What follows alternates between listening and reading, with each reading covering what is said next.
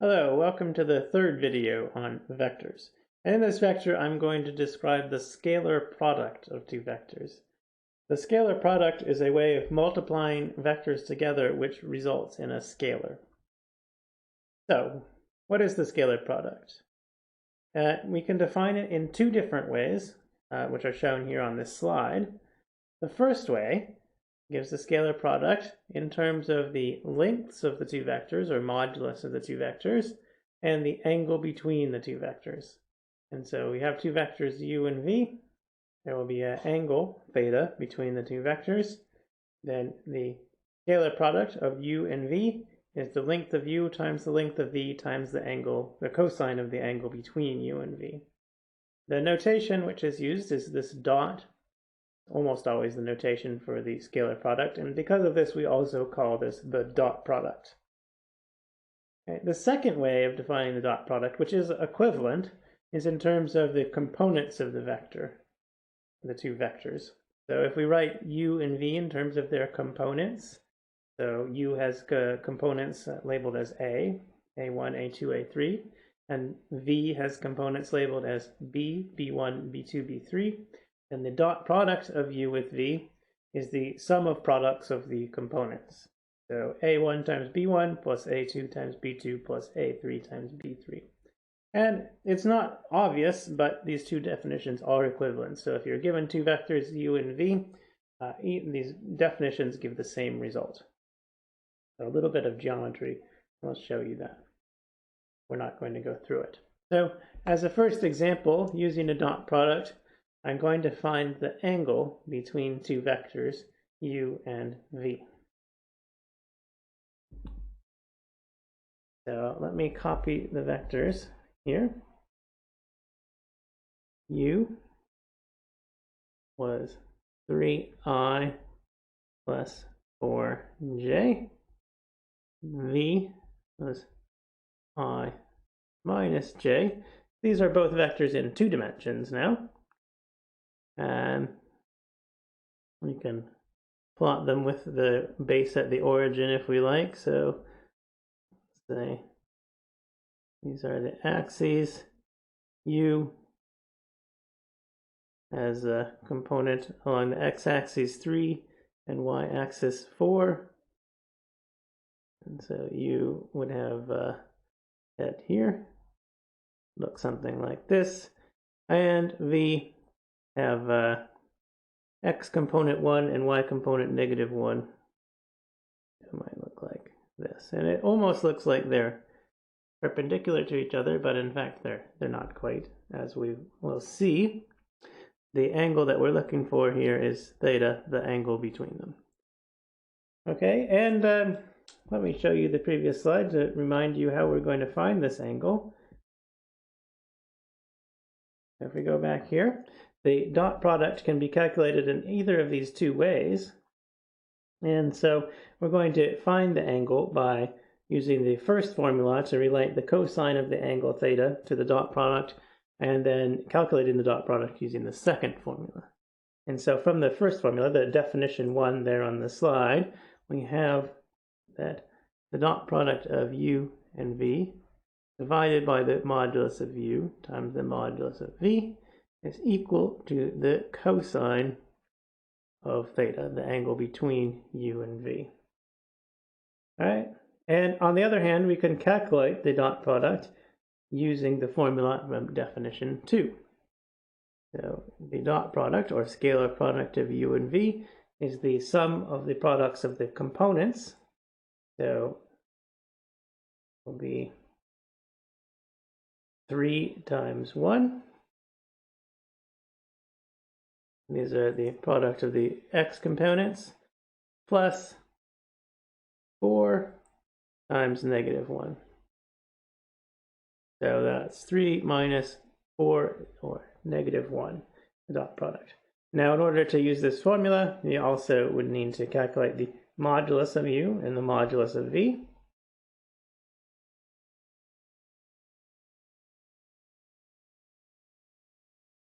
And so let's do that. Modulus of u is the square root and the sum of squares of the components, so 9 plus 16. That's the square root of 25, or 5. And then the modulus of v is the square root of 1 squared plus negative 1 squared, which is the square root of 2.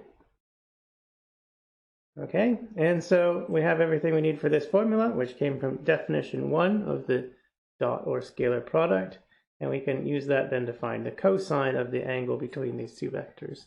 And so we have negative 1, the dot product, divided by 5 times the square root of 2 is equal to the cosine of theta. And so we can now take the inverse cosine in order to determine what theta is. So theta is the inverse cosine of negative 1 over 5 square root of 2, which is approximately 1.71 radians. All right, so this is the angle between these two vectors. All right, so let's continue on and discuss some of the properties of the scalar or dot product. The first property is that if two vectors u and v are parallel, they point in the same direction, then the dot product is simply the product of their moduli. So we can see this from the first formula, the definition 1, because the cosine of theta in that case would be 1. The angle between two parallel vectors would be 0, so the cosine of 0 would be 1. So if u and v are parallel, then the dot product is simply the product of the two moduli. And one particular consequence is, as shown there, the dot product of a vector with itself is its modulus, or length squared. So this is another way to write the length squared.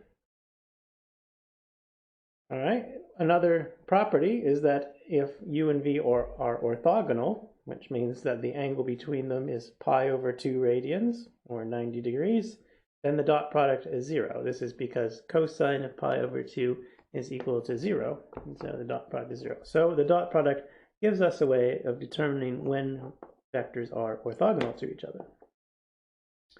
Another property which you can see, well, from either of the definitions, is that the dot product is commutative. You can do it in either order. U dot product with v is equal to v dot product with u.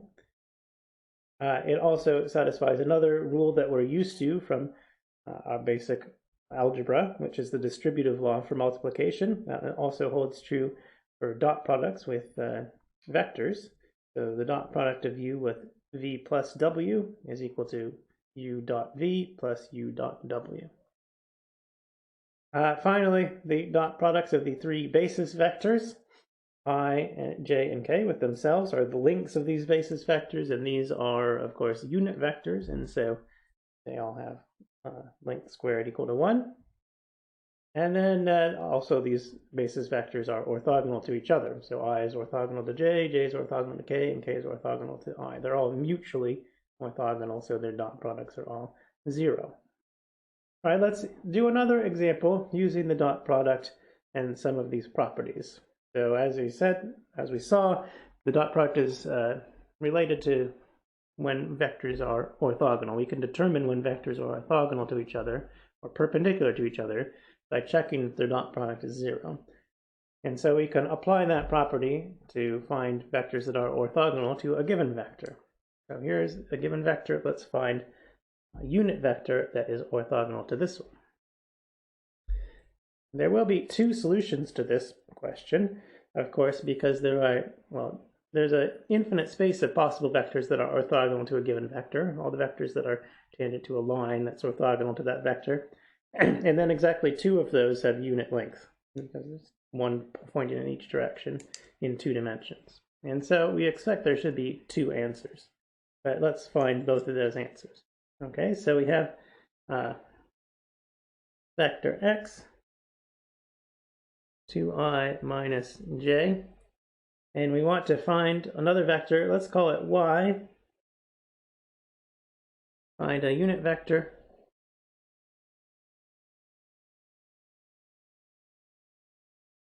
Y, which is orthogonal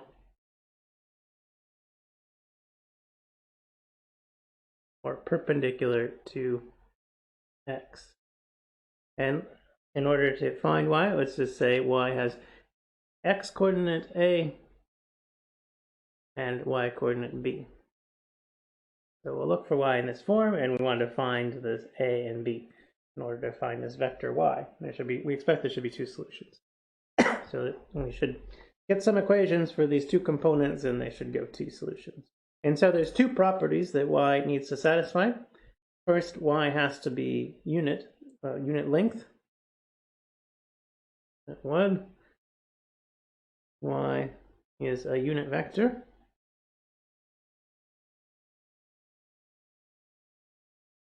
Right, so that means that the modulus of y, say, squared equals 1. And the modulus of y squared, the dot product of y with itself, if you like. One of the properties, the dot product of y with y. And that would be a squared plus b squared. Has to equal 1. So that's one equation relating a and b. And then the other equation will come from the fact that y is orthogonal to x. So that's the one property. And then two, y is orthogonal to x. Okay, so the second property will come from the fact that y is orthogonal to x. So that means that the dot product of y and x is equal to 0. And let's remember what y and x were. Here's x, here's y, and so the dot product of these is 2 times a plus minus 1 times b. So minus b should be 0. All right, so these give two equations for a and b, and we want to find all the values of a and b that satisfy these. And so you can solve these by solving for b in the second one and substituting it in for the first one. So of course we have 2a equals b. Then if we substitute that in here, we get a squared plus b squared, which would be 4a squared, equals 1, which means that a squared equals 1/5, or a will be plus or minus the square 1 over the square root of 5.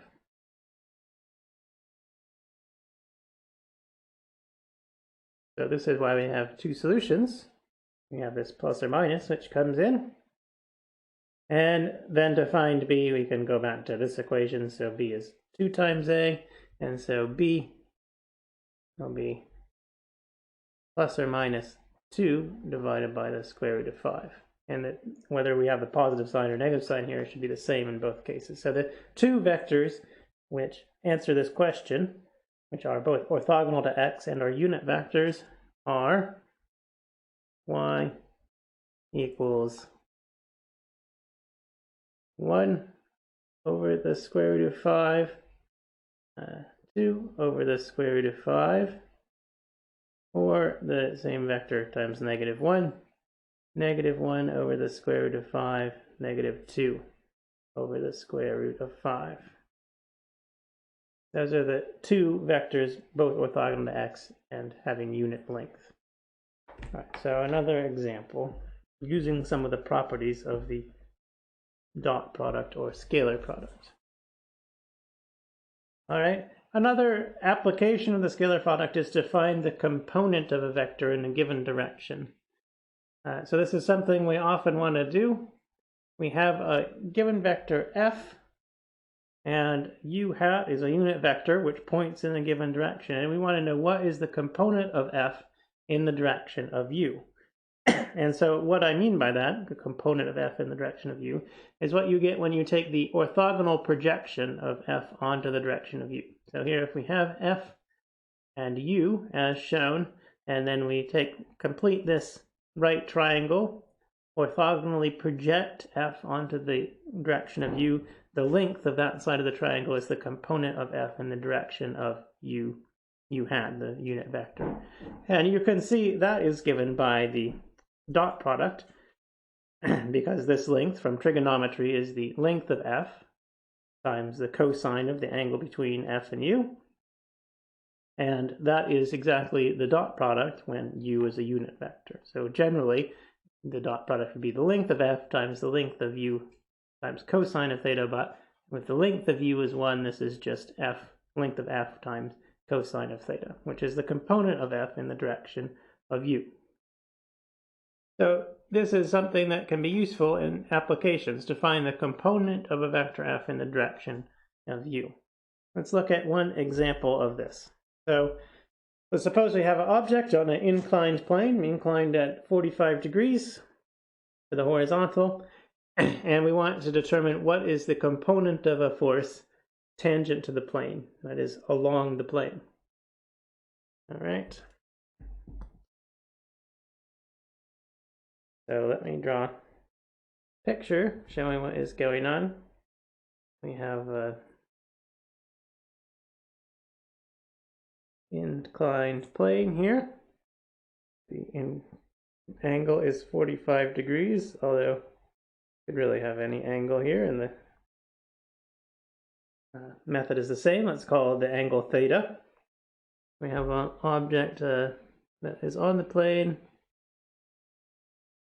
and we have a force which is being applied to this object. This force F, and the force is 2I plus 5J. And we want to know the component of this force along the plane, or tangent to the plane. And so the component of the force in this direction. And let's call this direction t hat. So t hat is a unit vector tangent to the plane. So what is t hat?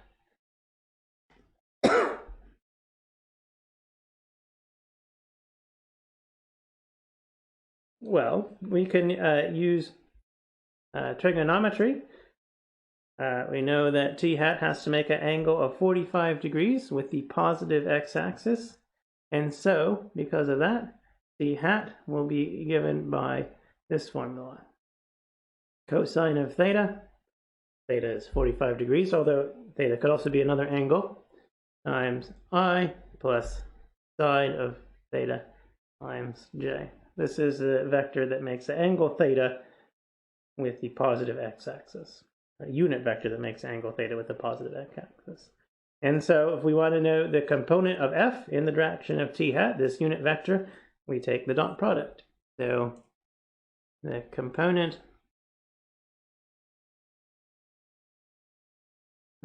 of f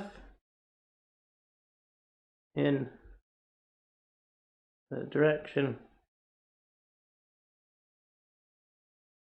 t hat is given by the dot product of f with this unit vector t hat. And here is f, here is f, here is t hat, and we can compute this dot product easily. 2 times the cosine of theta, the product of the x components, plus 5 times the sine of theta. Okay, and so this is a component of f in the direction of t hat. If we now want to specify what theta is, we can simplify this a bit more. So theta is 45 degrees, and so the cosine of theta is 1 over the square root of 2. So we have 2 over the square root of 2 plus 5 over the square root of 2 is 7 over the square root of 2. If you work out what this is, it's approximately 4.95. And whatever units the force is given in. It didn't specify the units. Okay, so this is an example of using the dot product to calculate the component of a force in a given direction.